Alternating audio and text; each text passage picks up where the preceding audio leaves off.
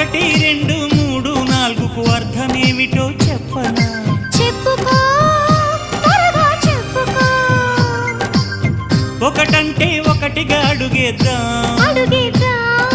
రెండంటే రెండు గుండెలను ముడిపెడదాం, మూడంటే మూడు ముళ్ళేసి ఆ తర్వాత నాలుగు కాలాల పాటు కలిసుందాం.